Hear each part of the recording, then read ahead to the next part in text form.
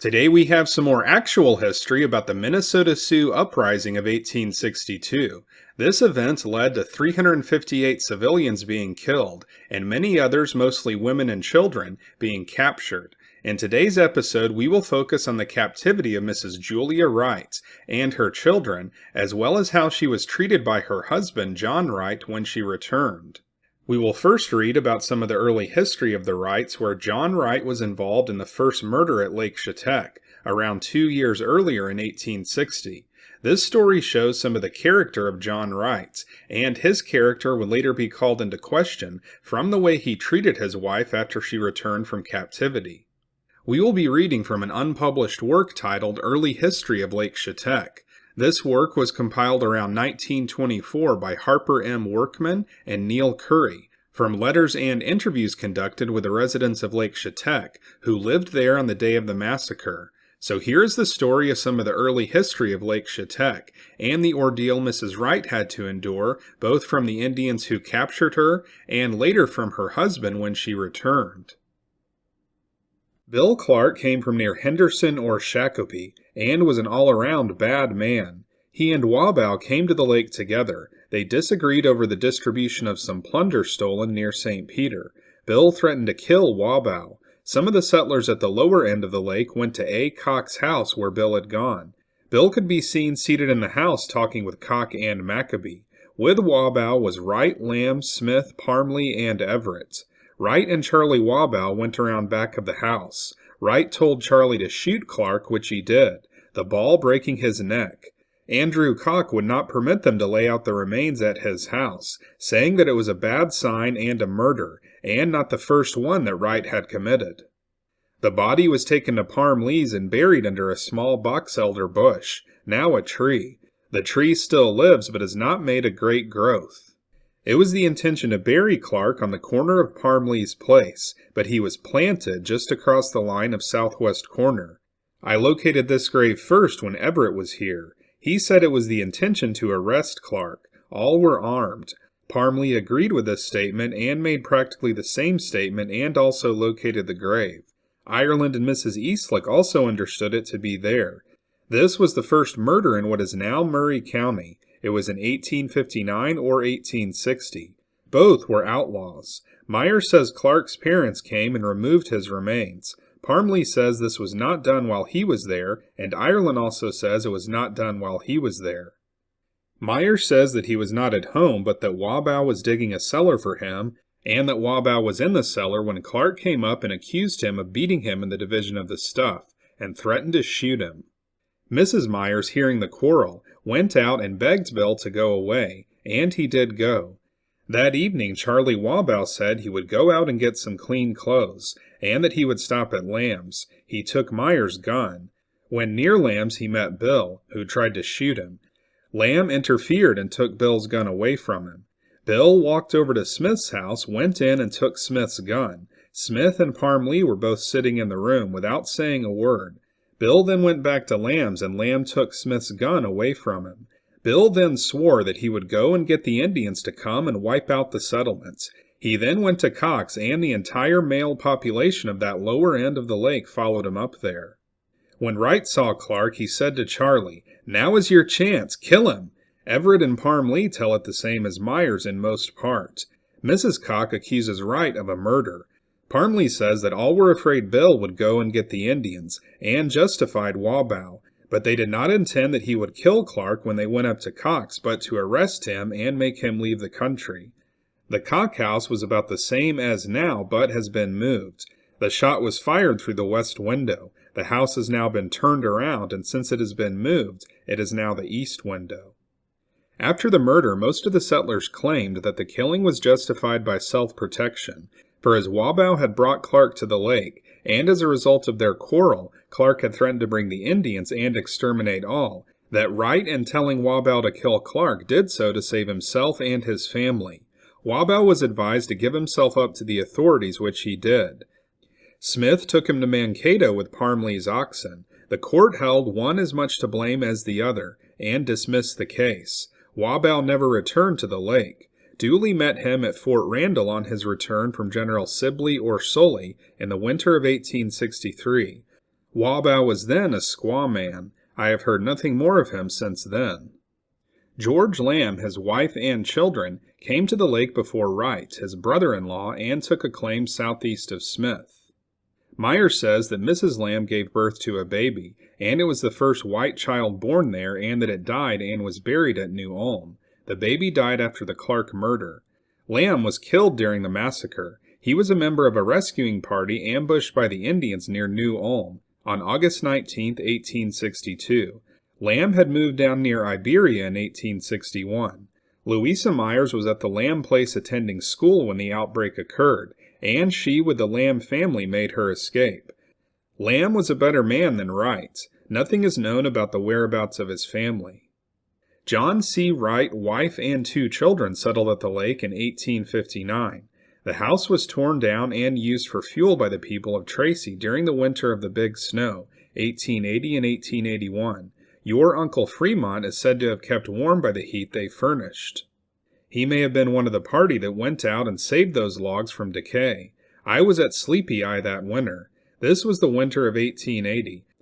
Wright was absent at the time of the outbreak. He had gone below and left Ireland to look after family and farm. Mrs. Wright and children were taken captives in the slough, surrendered after the fight. She and the daughter were rescued at Camp Pierre, the boy at Camp Release. It was at Wright's place that the settlers had rendezvoused and started for New Ulm, only to find that the Indians had deceived them. Mrs. Wright is spoken of very highly by all, was good and kind. All say he was disreputable. George Warner, who had the land office at Tracy, looked up the record of Wright, and the entries of Wright's lands. I told him I had heard that his entries were crooked, that his father had never been at the lake, but that Wright was trying to hold 2 places.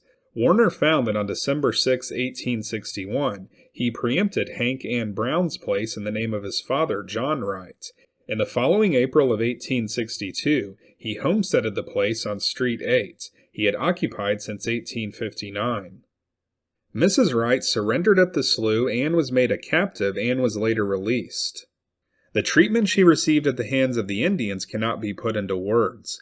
After her release, Wright secured a divorce, saying that he did not care to have a woman occupy his bed who would not die rather than submit to the treatment she did from the Indians. She went to Nebraska and remarried, and all trace of her has been lost. Everett told me that he wanted to find her. Wright is said to have married an Austin girl, later deserted her, and that she made her way back home. He is now living in Salt Lake but will not reply to a letter and refused to talk to Neil Currie when he found him there.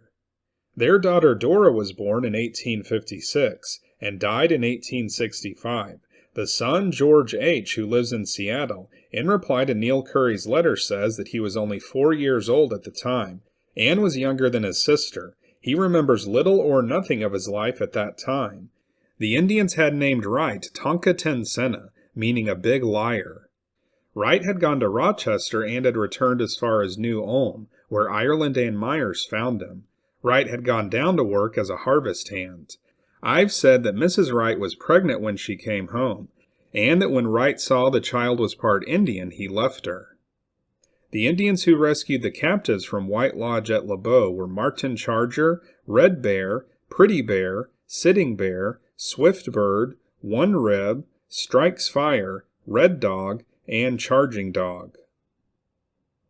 So that's it for this episode. At the end, the story mentioned Austin, where Mr. Wright's next wife was from. I believe this referred to Austin, Minnesota, rather than the state capital of Texas. There is also a Salt Lake in Minnesota, so my guess is that that is where he went after leaving his next wife, rather than the Salt Lake in Utah.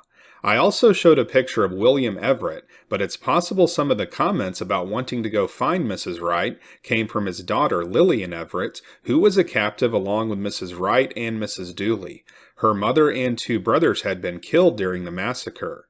I came across a more recent book about the women of Lake Shetek by Pamela Novak. I believe it is written as historical fiction. I am now going to read a section from the author's blog that talks about what happened to Mrs. Wright after she returned.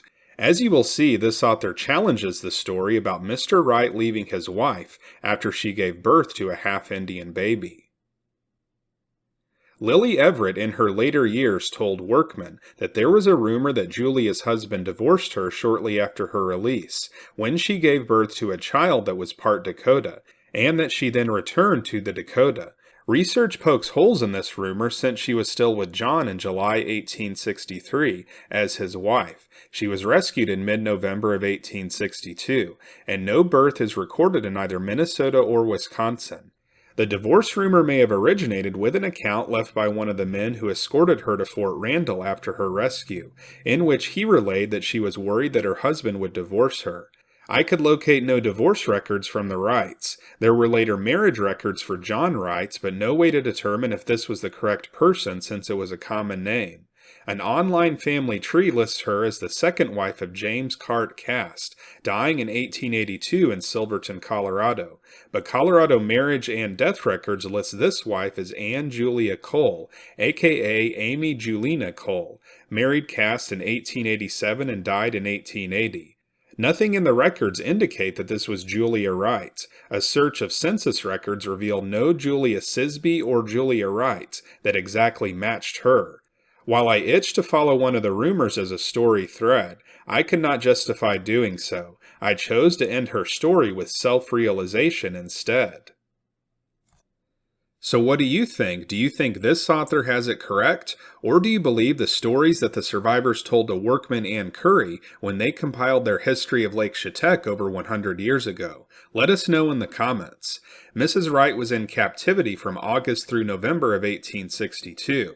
If her husband left her in July of 1863, then that would have been 9 months after November of 1862. This would have been right around the time that she would have had a child that was conceived while she was in captivity. This might be one of the last episodes we do on Lake Shetek, Minnesota, but we will probably cover more history from different parts of Minnesota at this time. We have an additional video available for our Patreon and YouTube channel members about some attacks that happened a little further out from Lake Shetek. This includes the attack on the Brown family, who lived a little over 50 miles east of Lake Shetek, and the attack on Dutch Charley's wife and daughters. This video gives the graphic, sordid details of those attacks, and part of the reason that it is only available to channel members is that it may be too graphic for YouTube's monetization policies. If you are not a channel member but want to see the video, then you can watch it on our Patreon page for a one-time fee of $5. This channel is called Unworthy History because we cover actual history that has now been deemed unworthy by the people who run history channels on TV. Although I think this history is worthy of being kept alive, the woke corporatists who run history channels on TV have deemed it unworthy of airtime on their channels. If you'd like to support our mission here at Unworthy History, then consider joining our Patreon page or becoming a YouTube channel member. In addition to having access to all of our members-only videos, Patreon and YouTube channel members will also be recognized at the end of each episode for your contribution towards keeping actual history alive. So if you want to see more episodes like this, then be sure to like and subscribe, and we'll see you next time on Unworthy History.